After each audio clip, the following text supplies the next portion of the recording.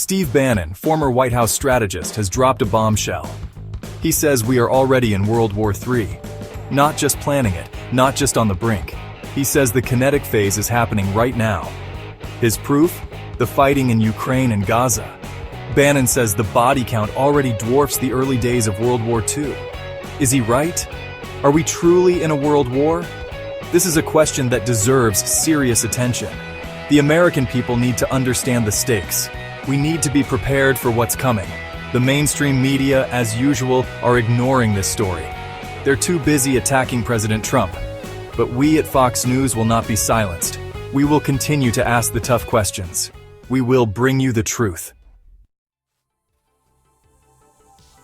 Bannon points to the horrific loss of life in Ukraine and Gaza. Almost 1 million casualties in Ukraine alone since 2022. Add to that the tens of thousands dead in the Middle East. These are staggering numbers. Bannon says they are far higher than the early part of World War II. He includes the invasions of Poland and Russia, the fall of France, even the Blitz. Is he exaggerating to make a point? The liberal media will say so, but the numbers don't lie. The human toll of these conflicts is undeniable. We see the images of bombed-out buildings and grieving families. The world cannot afford to ignore this suffering. President Trump is being pulled in two directions. He wants peace. He's always said he's a deal maker. He wants to bring Russia and Ukraine to the table. He wants Hamas to release the hostages. But Trump is also strong.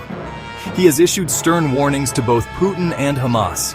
He has threatened tougher sanctions on Russia. He has promised consequences if the hostages are not returned. The radical left attacks Trump no matter what he does. They called him weak on Russia. Now they call him a warmonger. They can't have it both ways. President Trump is the only leader with the courage and the skill to bring peace to these conflicts.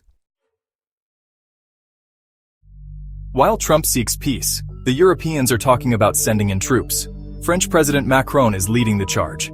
He wants NATO peacekeepers in Ukraine. But we all know what that means. It means American soldiers on the ground. Is this what we want? Another endless war in a foreign land? The American people are tired of these interventions.